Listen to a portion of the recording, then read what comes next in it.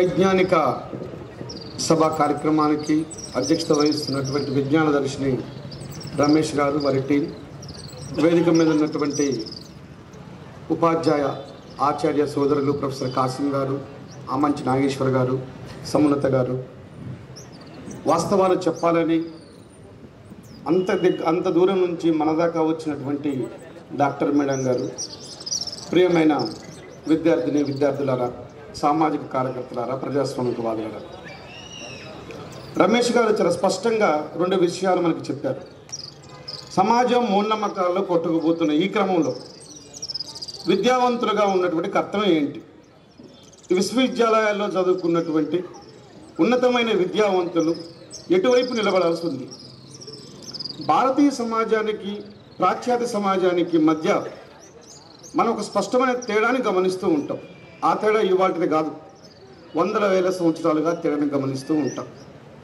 Karl Marx ఒకానొక సందర్భంలో సమాజ పరిణామాల గురించి మాట్లాడుతూ ప్రతి సమాజంలో ఒక సంఘర్షణ అనేది, ఒక సంక్లిష్టత అనేది అనివార్యంగా వస్తుంది. ఆ సంఘర్షణ సామాజిక, ఆర్థిక, సామాజిక, సాంస్కృతిక రూపాల్లో ఉంటుంది. అది ప్రజలను ఒకవైపు మూఢనమ్మకాల వైపు, అజ్ఞానం వైపు, విశ్వాసాల బాట పట్టిస్తుంటే మరొక వైపు వెలుగుల వైపు రమ్మని చెప్పి కోరుతూ ఉంటుంది. దానికి ఆయన వర్గ పోరాటం అని పేరు పెట్టాడు. ఇది ఆదిమ సమాజంలో, బానిస సమాజంలో, తర్వాత వచ్చిన భూస్వామ సమాజంలో, పెట్టుబడిదారి సమాజంలో ఈ పోరాటం science versus religion, faiths versus rationality, the conflict is very present in every society. There is no full stop to this conflict. ఎప్పుడు మాత్రం సైన్స్ ఉన్నతమైన చెయ్యిగా ఉంటుంది అంటే ఈ సమాజ పరిణామ క్రమంలో ఆదిమ సమాజం నుంచి, భూస్వామ్య సమాజం నుంచి, పెట్టుబడిదారి సమాజం నుంచి ఒక సామ్యవాద సమాజం వైపుపోయే క్రమంలో ఒక ప్రజాస్వామ్య భావం వైపు ఉన్నటువంటి ఇక్కడ నుంచి ఆ ప్రయాణం మొదలు కావాలి. కేవలం సైన్సు, ప్రజల విశ్వాసం రెండు ఒకటై ఉండి విశ్వాసాల కంటే సైన్స్కు అత్యధిక ప్రాధాన్యత ఇచ్చేటువంటి సమాజాలు కేవలం సోషలిస్ట్ సమాజాలు మాత్రమే చూస్తుంటాం. మనం 60-70 దశకంలో చెగువేరా పోరాట కాలంలో మరో ప్రపంచం సాధ్యమే, అనదర్ వరల్డ్ ఈజ్ పాసిబుల్ అని ఉవ్వెత్తులు ఎగిస్తుంది. చెగువేరా అక్కడ ప్రజల్ని కేవలం రాజకీయ పోరాటానికి మాత్రమే ఇవ్వాల. చైనాలో, రష్యాలో కూడా కేవలం రాజకీయ, సాంఘిక పోరాటానికి మాత్రమే వాళ్ళు ప్రజల మేల్కొల్పల, సాంస్కృతిక పోరాటం వైపు నడిపించారు. భారతదేశంలో సాంస్కృతిక పోరాట అనివార్యత ఉన్నది. ఆ సాంస్కృతిక పోరాట అనివార్యత ఇంతకుముందు డాక్టర్ గారు చెప్పారు. డాక్టర్ గారు అయి ఉండి వాళ్ళ ఇంట్లో తాను ఎంత రెసిస్టెన్స్ ఎదురవుతుంది, కుటుంబాల్లో ఎదురవుతా ఉంది. ఒక మిత్రుడు చెప్తాడు, పసుపు పెట్టుకోవటం అనేది సైన్స్, ఇంటి ముందు కలాపు చల్లటం అనేది సైన్స్. పసుపు పెట్టుకోవటం, కాళ్ళకి పసుపు రాసుకోవటం సైన్స్ అయినప్పుడు ఆడవాళ్ళు మాత్రమే ఎందుకు కాళ్ళకి పసుపు రాసుకోవాలి? మగవాళ్ళు కూడా పసుపు రాసుకొని ఉండొచ్చు కదా. ఎందుకు ఈ అజ్ఞానమైనటువంటి మూఢాచారమైన భావజాలాన్ని ప్రజల్లోకి ఎక్కించే ప్రయత్నం చేస్తుంది? భారతదేశ స్వతంత్రం వచ్చిన తర్వాత ప్రత్యేక భావజాలం, ఫారిన్ భావజాలం, ముఖ్యంగా వెస్ట్రన్ ఎడ్యుకేషన్ భారతదేశాన్ని విపరీతంగా ప్రభావితం చేసింది.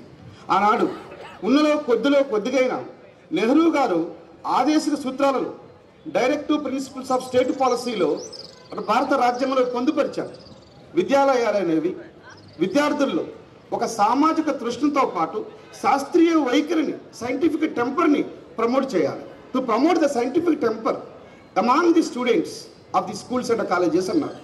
మరి 73 ఏళ్ళైంది, 74 ఏళ్ళైంది భారత రాజ్యాంగం అమల్లోకి వచ్చి, స్వతంత్రం వచ్చి 77 ఏళ్ళైంది.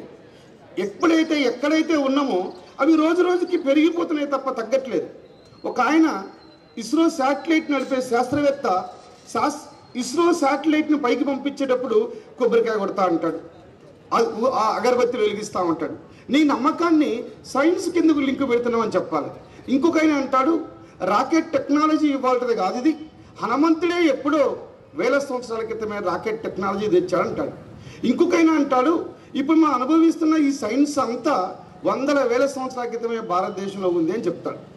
అంటే ఇవాళ ప్రధానమైన క్వశ్చన్ ఎక్కడ వచ్చిందంటే, సైన్స్కి విశ్వాసానికి మధ్య ఒక కాన్ఫ్లిక్ట్ కాస్త విశ్వాసమే ప్రధానంగా, సైన్స్ అప్రధానంగా మారేటటువంటి ఒక విపరీతమైనటువంటి స్థితి భారతదేశంలో వచ్చింది.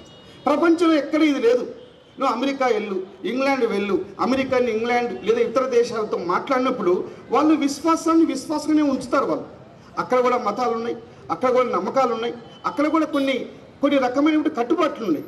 కానీ ఎప్పుడు కూడా వాళ్ళ కట్టుబాటుని, నమ్మకాన్ని, అలవాట్లను, ఆహారపు అలవాట్లను, విశ్వాసాలను ప్రజల యొక్క జీవన విధానానికి చేసేటువంటి పరిస్థితి కాదు. భారతదేశం భిన్నత్వమైన దేశం. Diversity is a fact. Kashmir నుంచి కన్యాకుమారి దాకా చూస్తే విభిన్నత, వైవిధ్యం, ప్లురాలిటీ కాన్స్టిట్యూషన్లోనే ఉంది.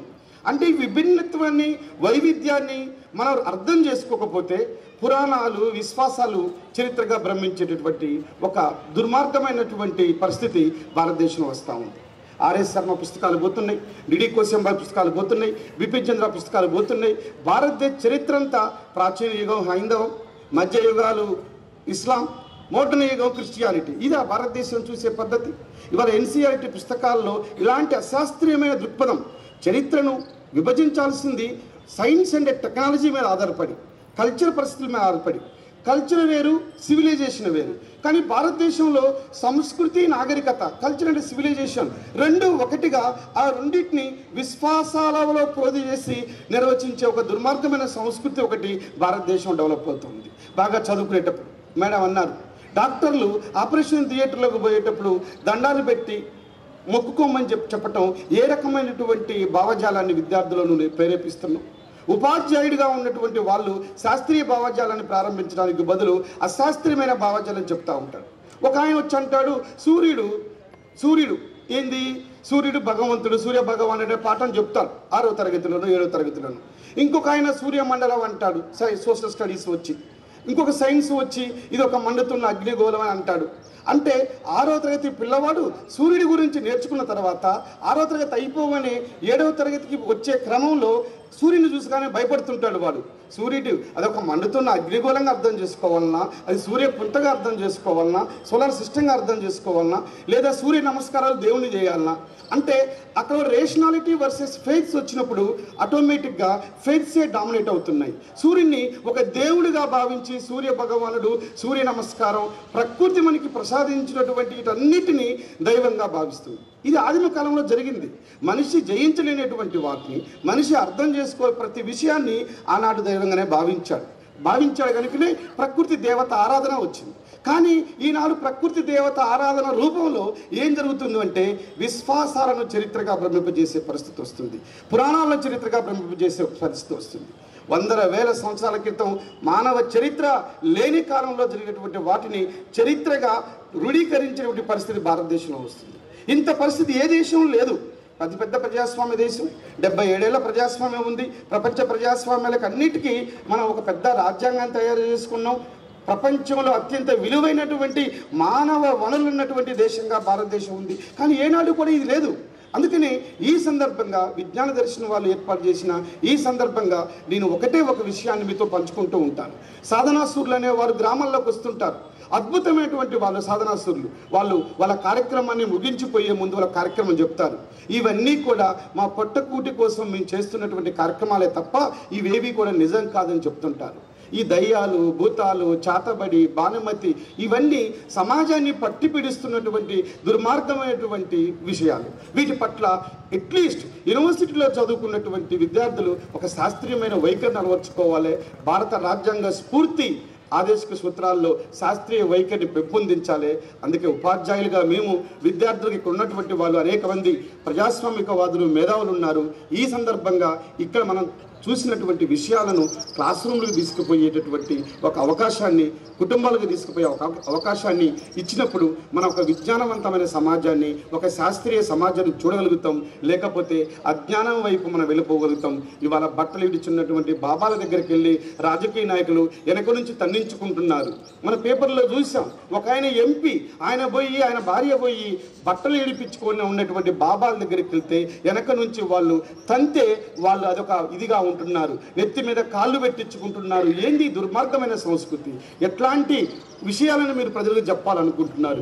ఇంకొక ఆయన పోయి బట్టలు వేసుకున్నటువంటి వాళ్ళకి సూటు బూటు వేసుకున్న ఆయన పోయి అక్కడ కూర్చొని వాళ్ళని ఒక ఒక అతీతమైన శక్తులుగా వాళ్ళ యొక్క ఇవన్నీ ఉంటారు. గోవుని కూడా పూజించాలని చెప్పే వాళ్ళు గోమాంసం తినే వాళ్ళ మీద దాడి చేస్తుంటారు. ఏంది ఈ ప్లూరాలిటీ? భిన్నత్వాన్ని గౌరవించరు, ఆచారాలను గౌరవించరు, సాంప్రదాయాలను గౌరవించరు. ఆచార సాంప్రదాయాలు అనే పేరు మీద పురాతనమైనటువంటి మత ఛాందసవాద భావజాలాన్ని, మెదళ్ళని కలుషితం చేసేటటువంటి అజ్ఞానాన్ని, తిరోగమన భావజాలాన్ని తీసుకురావడం కోసం పెద్ద ఎత్తున ఒక కుట్ర జరుగుతుంది. ఇది ఒక భావజాల కుట్ర. రమేష్ గారు ఇవాళ ఎత్తుకున్న ఒక ప్రశ్న భౌతికవాదం వర్సెస్ భావవాదం, ఐడియలిజం వర్సెస్ మెటీరియలిజం. దీనికి ఈ ప్రశ్నకు సమాధానం లేదు, కాలమే సమాధానం. అది వేల సంవత్సరాలుగా ఈ ప్రశ్న మానవ సమాజాన్ని తొలుస్తూనే ఉంది. పాశ్చాత్య సమాజం నుంచి భారతీయ సమాజం వరకు కారణాలు ఏవైనా భారతీయ సమాజంలో ఈ భావజాలం అనేది, శాస్త్రీయ భావజాలం అనేది అడుగునబడ్డది.